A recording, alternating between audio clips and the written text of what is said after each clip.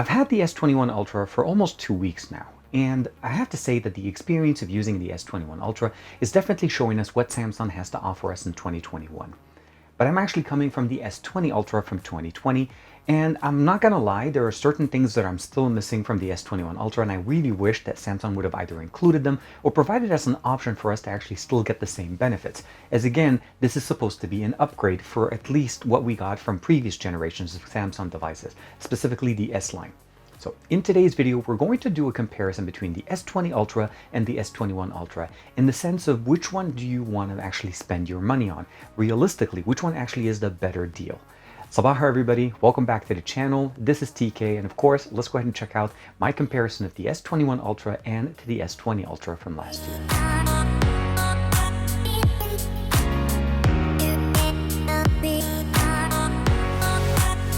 Like and subscribe and make sure you hit that bell icon so that you're always notified whenever we have new videos on the channel. To be able to start this comparison, we need to start at the box because that's the first impression you get out of the experience of buying an S20 or an S21 from Samsung.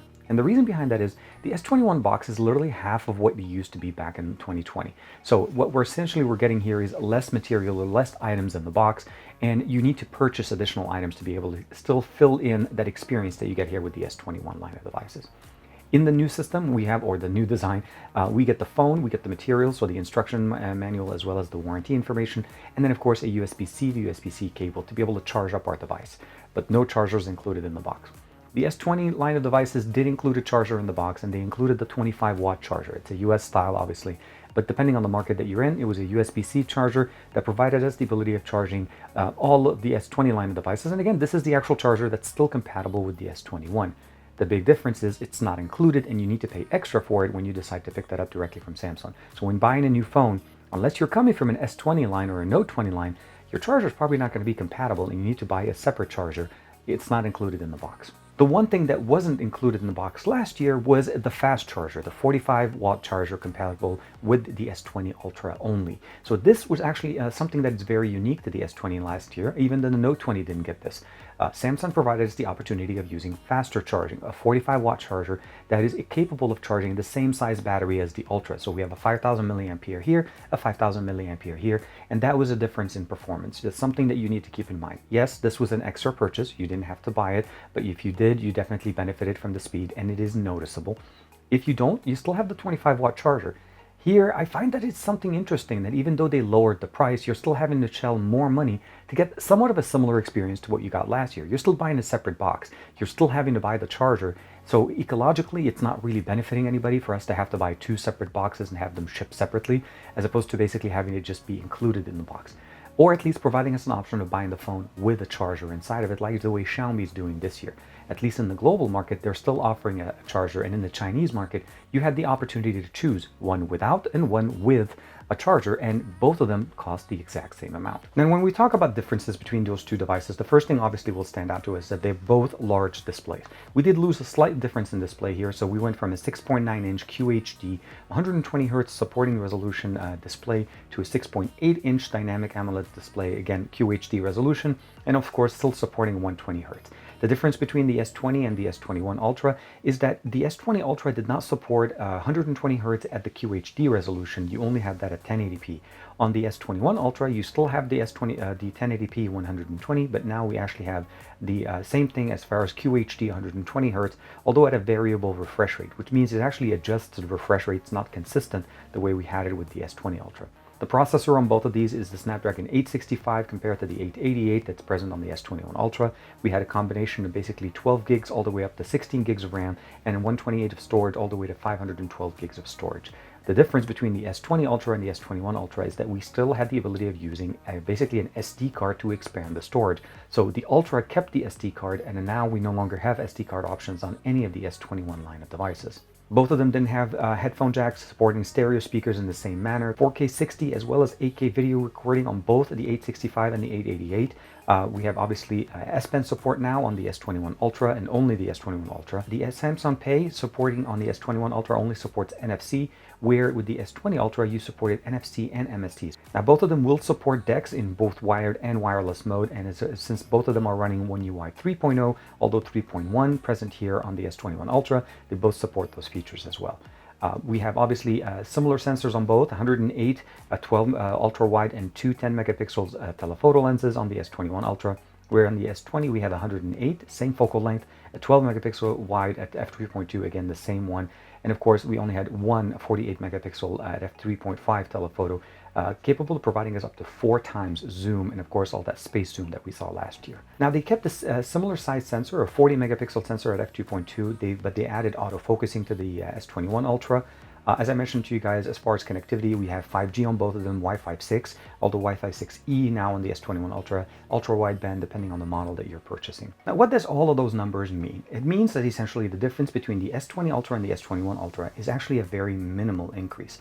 There obviously is a year-over-year spec bump, which essentially is the 888 over the 865, and there are going to be some performance improvements that come with that generational upgrade. So that's something to keep in mind. Both of them had the Exynos variant as well, the 990 on the S20 Ultra, and of course the 2100 on the S21 Ultra. And then depending on the market that you're in, they're going to be obviously a generational upgrade from there. But when we talk about the truly day-to-day experience, usability of what these devices provide us, at the end of the day, they're a lot closer than what the specs on paper seem to indicate. And what I mean by this essentially is they're both supporting large displays. Although slightly smaller, they're both supporting large displays, both providing us a very similar experience. Again, the 120 hertz refresh rate that we're getting here, if we set both of these devices to 1080p, 120 hertz, we're going to get very, very much a similar experience. There's not really a big difference visually that you're going to notice that says the S21 Ultra is definitely a lot better.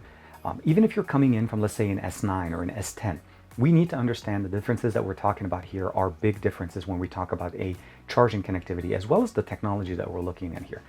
The lack of an SD card for somebody that's upgrading from an S9 or an S10 is going to be a big issue, because now you have to pay an additional $50 to Samsung to get the higher level storage. So even though this started at $1,200, it's actually $1,250 when you consider the fact that to actually get external extra storage, the 256 gig model, you have to pay an extra $50. Where here with the S21 or the S20 line of devices from last year, you didn't actually have to spend that extra dollars, because all you had to do was put in your SD card that maybe you had from an earlier device. Again, storage was not a big concern. But now it's something that you have to factor in, because you can no longer expand it. So you have to find external options or additional options to customize that. Now, One UI 3.1 compared to One UI 3.0, the difference between the two is literally very minimal. We have 360 audio supported here, and once we have 3.1s present here on the S21 or the S20 line of devices, we'll be in the same boat, and we're not going to have a big issue as far as the comparison. Camera performance and everything, we'll jump into that in just a second. There are definitely some improvements here. What we get is essentially a different system when it comes down to telephoto. We have two sensors here for telephoto, both 10 megapixels, but again, giving us basically a optical 3 times zoom, as well as an optical 10 times zoom. Where here we only had an optical 4 times zoom with up to go into a space zoom, which essentially was just there cropping into the larger sensor, but didn't really provide us a very usable image. So the reality of the matter is the 3 times zoom here and 10 times obviously a little bit of a step up, and 4 times is definitely was very nice. So you definitely are able to use zoom lens technology on both of them.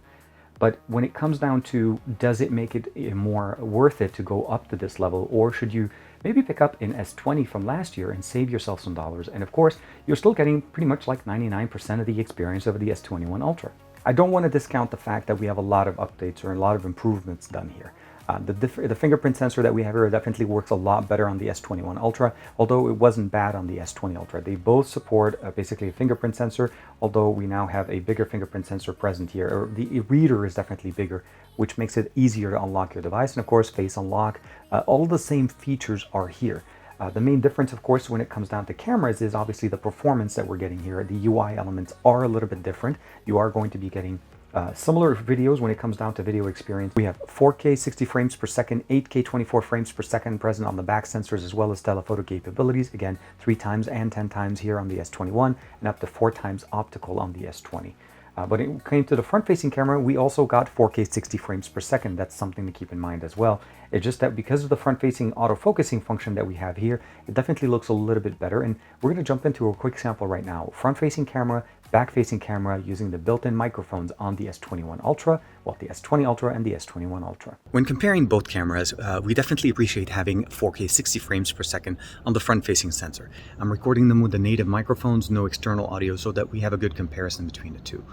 The difference between the S21 and the S20 from last year is that now we actually have autofocusing, which should provide us a little bit better front-facing video as opposed to what we saw last year. But as far as resolution and actually the exact same video, you're looking at both of them, the audio switching between both of them, so you can definitely get the appreciated microphone setup or the array that we get with both cameras.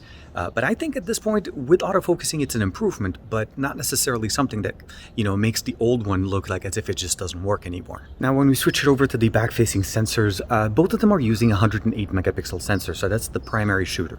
The setup is a little bit different where we actually still have a same 12 megapixel wide-angle lens on both of them. The telephoto lens went over from a single sensor to a dual sensor, giving us two different focal lengths, a 3x and a 10x. But as far as the actual audio and video when you were recording on the back, same thing, 4K 60 is really nice. We still have stabilized video, as well as the fact that we can go to 8K 24 frames per second. Now those are things that are, again, characteristics of the 865 and the 850, well, the 888. So those are things that you definitely appreciate. As far as the improvements, again, One UI 3.0 to One UI 3.1, we still are able to use Bluetooth with audio on this, of course, while only shooting in the back-facing sensors using the Pro mode. And that's something that is nice, but we've had that for some time. So I'm hoping that the experience here with the audio switching between the shooter, again, 4K 60 here on the S21 Ultra, as well as the well, actually take that back. That's the S21 Ultra, and that's the S20 from last year. So just keep in mind, again, a good example of the audio and video you're getting from the S20 Ultra is still very good. Now, there's no question that both of them provide us great video and great audio from both of them. The experience is pretty much the same. We have a very similar modes present on both of them. So we have basically the single take option that's available here. We have photo, video, and then more. We have a few options in here, again, both categorized, but we have basically AR Doodles Pro, Panorama, Food, Night Mode, Portrait video, and of course Pro Video, Slow Motion, Super Slow-Mos, Regular Slow-Mo, Hyperlapse, and of course Director View, which is new. This gives us the ability of using the true power of the three sensors that we have on the back. You notice the three cameras sitting here on the back that enable us to actually switch between them, and then you have the ability of seeing the preview. And that's one thing to keep in mind, because you can also use the front-facing camera as to add yourself into it, and that's present right there, so you can see the front-facing camera and of course switching between the three different cameras. The S21 seems to be missing the AR Doodle as well as the Director View.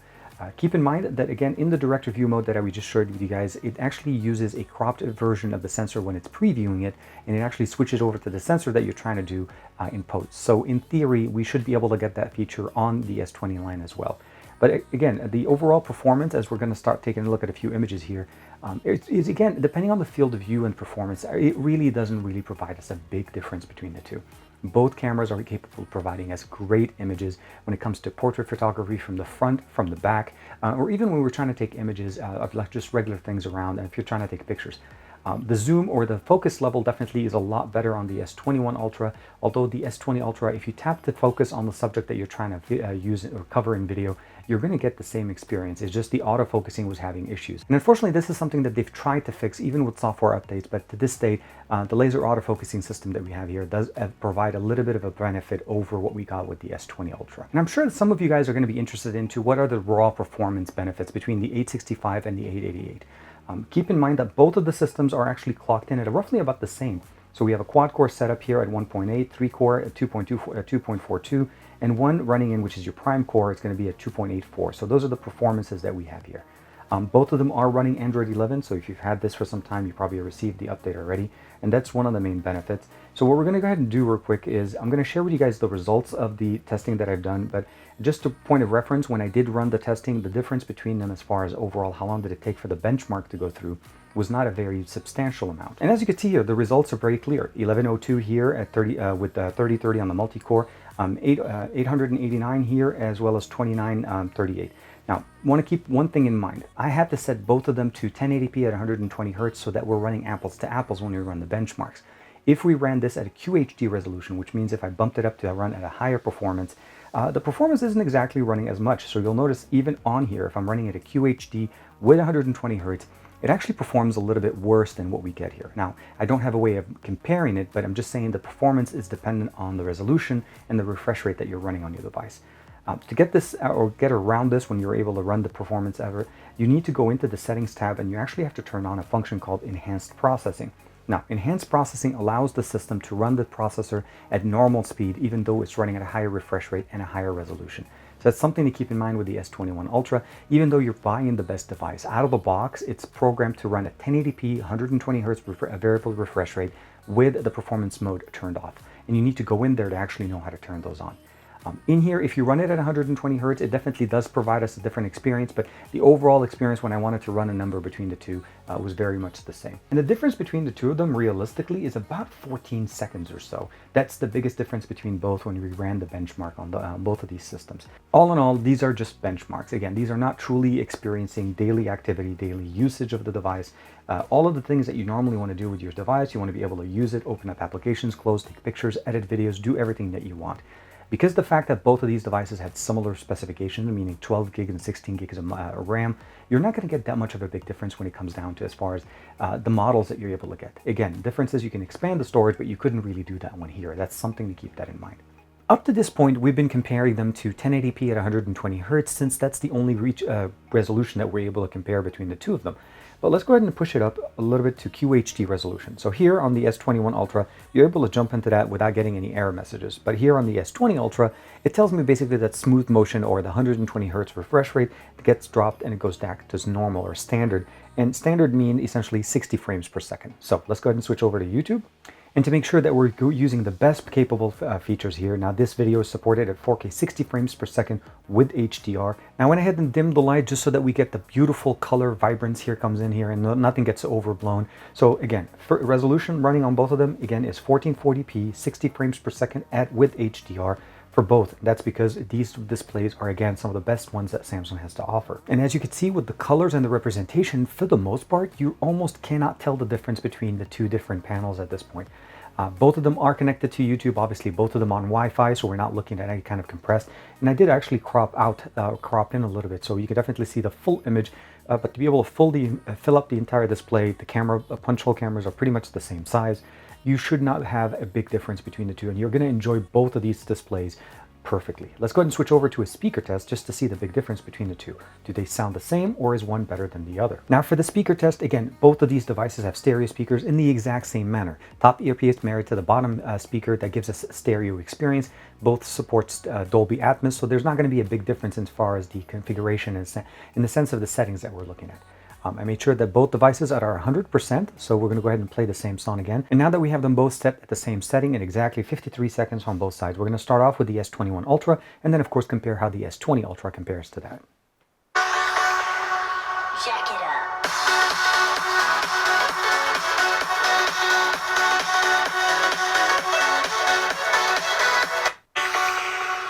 Jack it up.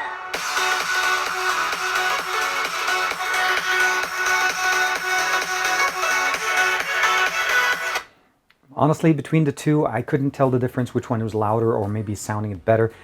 Both of them provided us, for the most part, the exact same experience. So you're not going to be disappointed going with the S20 Ultra or the S21 Ultra when it comes down to speaker performance or even display performance when you're watching content, even if it's at 4K 60 frames per second with HDR support. Now we can't go too far without talking about the fact is that one of the biggest changes that they did to the S line of devices, at least on the Ultra side, is that now we actually have support for S Pen. That's something that we don't have support for here. It doesn't work. This S Pen is actually specifically made for the S21 Ultra. It comes with a case that you're able to buy, and it actually provides you a place to put the S Pen, since we can't house the S Pen inside of the like the way we have it on the Note line of devices.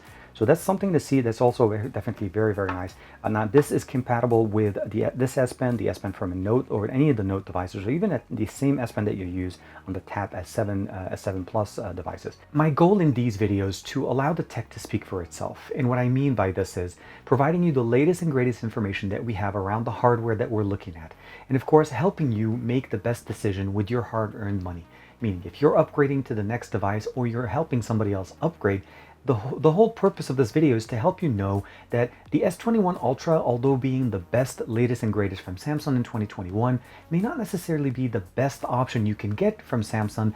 And of course, the S20 Ultra from last year, selling for about $700, is still a very good deal and providing you something, in certain areas at least, a little bit more features than what you get with the S21 Ultra. Samsung will always try to give us whatever they feel like is the tailored experience that they should be providing us as the user, and at the end of the day, we should be deciding with our own pocket what we want and what we value as a feature.